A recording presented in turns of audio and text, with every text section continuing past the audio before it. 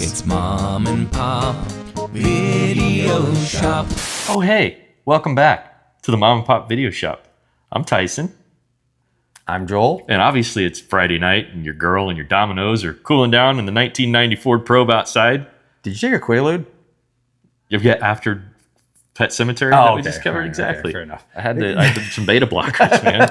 But no, so we're back. It's the month of October. It's spooky season, so we get to do scary movies, which is fun. Yep. And I've got one that I have a feeling It's good because we never do scary movies all year long. Ever. Yeah, never. This one I feel like is going to be. I don't know that controversial is the world, but I think this is going to be. There's going to be some debates in the comments. Okay.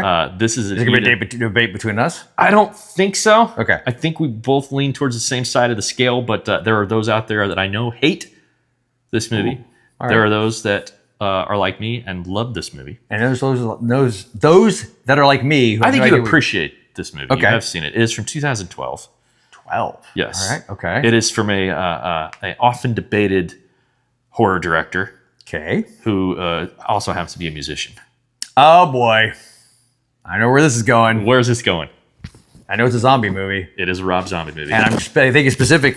It is The Lords of Salem. Oh, I thought you were going to pick Halloween. I can't remember what year they all came out. No. Okay, This is Lords of this is Salem. one of the few that I've seen of Rob Zombie's. I thought, oh man, he picks Devil's Rejects is like 2003 or something, right? So that no, I'm sorry, I'm House of a Thousand Corpses. Yeah.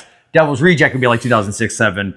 Okay, This is the small. So what I'm going to do is read from the back of the box. Okay. Some people, I'm sure half of the viewers have already turned this turn off this by out. now, as soon as I said Lords as of soon as they Salem. saw the title and they're like, that's Yeah, one like on skipping here. one. But for those of you that stuck around, here's Yes. what the back of the DVD box is.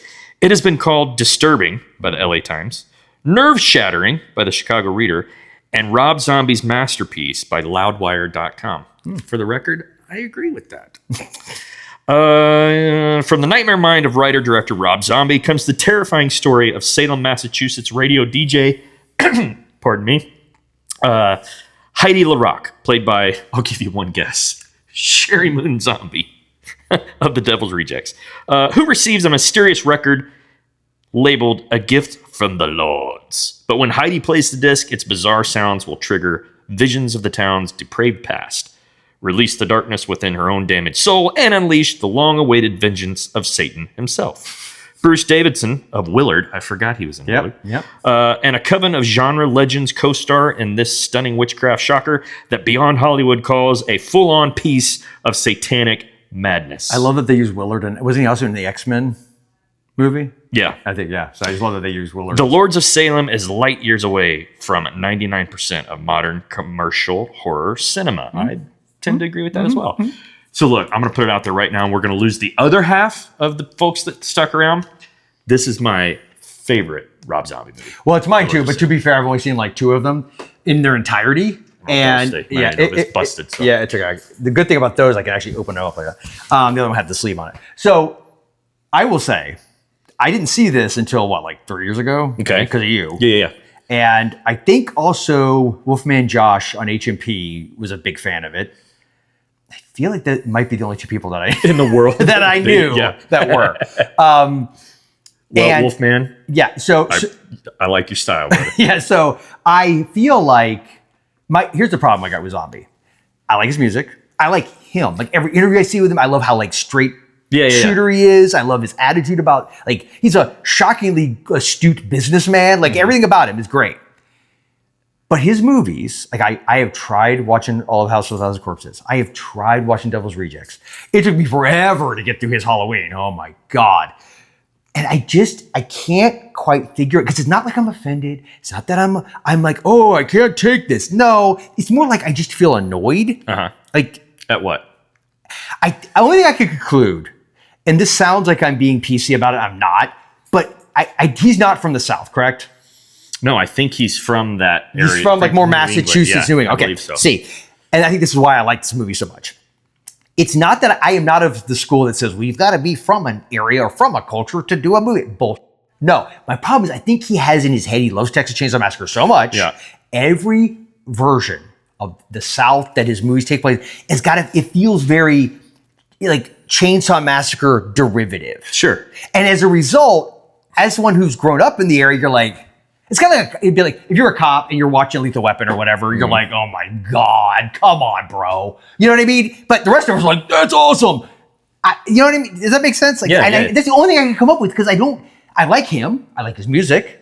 I visually even like some aspects of his movies. I think what I got to do is maybe, and I don't take really any medications to speak of, but I feel like I should take some kind of CBD or something and just... Me and the 1/3 of people that are still watching this video all agree that maybe that's what I need to do. And it just, and I think I've got House, illicit drugs. No, not that. No. House, Devil's Rejects, and what was the one? 3 from Hell. 3 from Hell. Yes. Yeah, I didn't see that one. Okay. Mm. I haven't seen. I mean, I finally finished this, and I'll be honest with my bitch, and it will always be my bitch with his Halloween. I hate the whole. Michael grew up in a white trash trailer park, man. And I think you nailed it. This is, having visited now finally, this feels like Salem. It's very, the subject matter is not deranged killers and psychopaths and torture. It feels like this is a movie by a guy who knows what he's talking about with this one. The other ones feel like a kind of a poser. This feels like, no offense. And look, I don't think it's any secret on this channel. I love witch movies. I love, especially 60s and 70s. Which they can't see it from here, but that's why, in your honor, don't say anything. Oh, cool. Yeah. It is badass.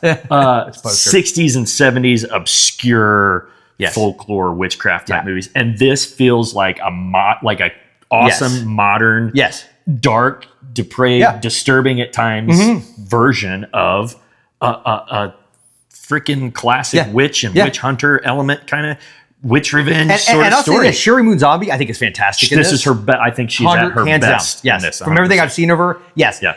And again, because and I guess I kind of feel like maybe I should go into his other movies with just not a cartoonish mindset, but that it's like this. It's and I'm not saying his movies should reflect reality. That's not what I'm getting. I guess there's just something off about him, and it's some of the dialogue is really bad.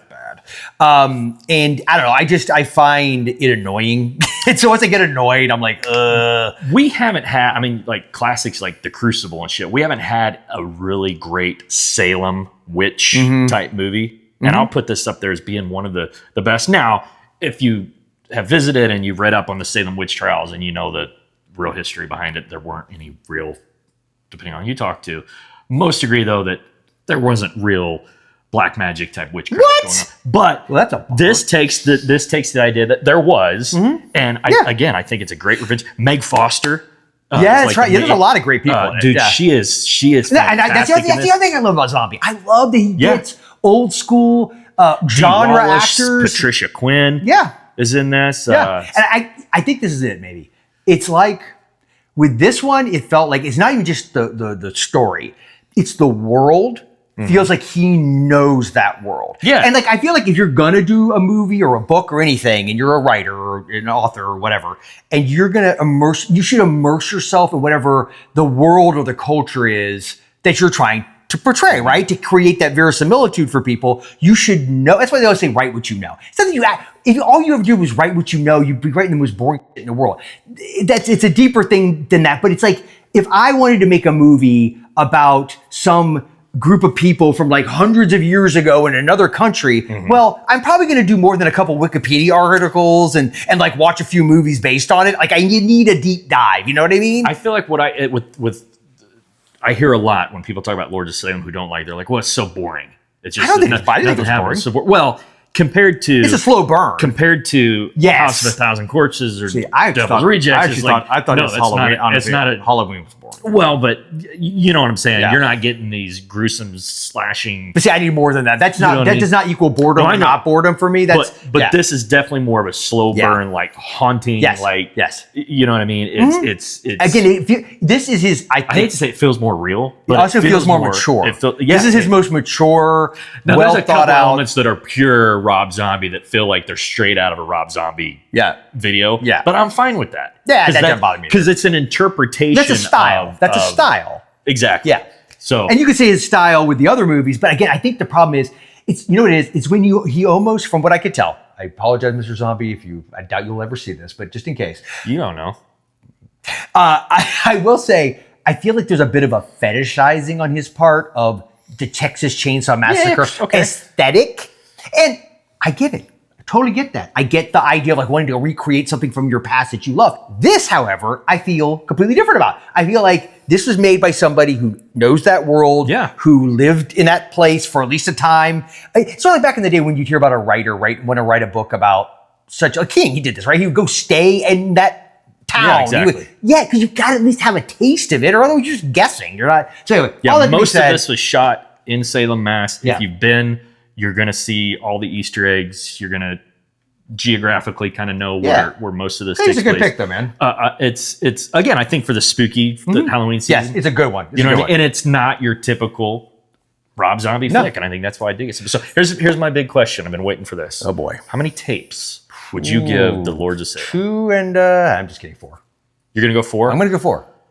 Because I would be well, you know what? No, strike that. Let's be honest. We're gonna one thing I want to make sure we're consistent with is our honest opinions about things.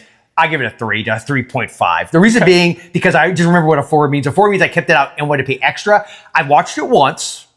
I was pleasantly surprised how much I liked it. So I would have kept it the whole weekend. I might have even tried to watch it one more time before I took it back. Don't know that I would have kept it out. Beyond that. That's the key. So for me, it's a 3. I'll say a 3 taper. I think as a standalone witch flick, it would be a 4 for me. But I'm gonna go 5 because, as I mentioned, it is my favorite Rob Zombie flick, and the fact that I'm actually considering like tattoos based on the Lords of Salem, I feel like that much has imprinted on me that I got to go 5 takes. Okay. And I get it that I am in the minority, but I bet there's a few people out there that dig Lords of Salem as much as I do. Oh, I'm sure there are. I feel like this is that cult movie. And in a weird way, it makes it better when it's not like everybody in there. The problem is with any cult movies, when a cult movie ceases to become cult and it goes mainstream cult. Yeah. You know what I'm talking about? Like, there's something cool about like, I know I have like 3 people I've ever met that like this movie. And I know that's some weird contrarian stupid thing. It's almost childish, but I don't care. I like it. Yeah, so, it's when you don't care. Because I don't think I'm not to the degree you are with this movie. You'll die alone on that hill. But I'm probably the really weird one here. Because I'm kind of in the middle. In the middle, yeah. Most people are not in the middle. No, I respect that though, and I like that you're you know. Most people I know either, like you said, I met are like, oh, I hate that movie. It's the worst zombie. Like, especially people who love Zombie, they really seem to hate this movie. But correct me if I'm wrong in the comments. I feel like if you're a Zombie fan, this is your least favorite. They don't get that. Yeah. Maybe was it 31? Isn't that the one he did? With the, I heard a lot of people. I like really? I've heard mixed on that. I like 31 way better than 3 from Hell. Okay, all right. To each their own, especially when it comes to the world of Rob Zombie. So on that note, in the comments, let us know, are you a Lords of Salem fan? If nothing else, I know a lot of people have avoided even watching this because of what's been said. Especially if you've seen the other stuff, absolutely. It is definitely worth watching and forming your own opinion on. Yeah, and I think it's a good... And Zombie co-wrote a novelization of this that's pretty damn good too. I've read the novelization. Cool. It goes into a little more, obviously, a little more backstory. So sure. I mean, it's a cool book, great soundtrack. I love the flick. Check it out. Let us know. Yep. And I guess on that note, stick around for the month of October because we got more stuff coming. But until you pop in here again on Friday night, remember that here at the Mom and Pop Video Shop, our love of... Ooh, this is going to be a tough one because I'm going to try my... I feel like I've already used this one.